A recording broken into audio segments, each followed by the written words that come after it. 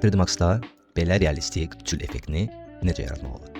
Corona physical MTL materialını yaradırıq, rafnısı çoxaldırıq, parça materialımız mat olduğu üçün belə ağ-qara teksturamız var. İstənilən ağ-qara teksturanı istifadə edə bilərsiniz. Materialımızı obyektə əlavə edirik və birinci ağ-qara teksturamızı Corona Bump konverterdən keçirdirik və Base Bump bölməsinə əlavə edirik. Kameramızı yaxınlaşdıraq. Base Bump bölməsinə əlavə etdikdən sonra görürük ki, obyektimizin üzərində naxışlar əmələ gəlir. Tilingimizi düzəltmək üçün diffuz kartımızı seçirik və Show Material edirik. Tiling bölməsində tilingi azaldırıq.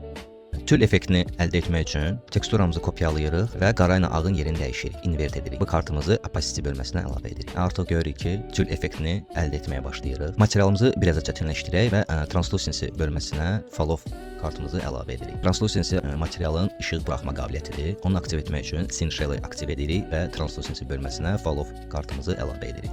Yəni işıq buraxma effekti artıq yaranır və biraz follow-u düzəldək. Follow-da bu nöqtəmiz qara rənglərinə, bu nöqtəmiz isə ağ rənglərə müdaxilə edir. Biz ikona edirik və qaranı biraz çoxaldırıq. Follow-un hesabına materialın işıq buraxma qabiliyyəti daha real görsənməyə başlayır.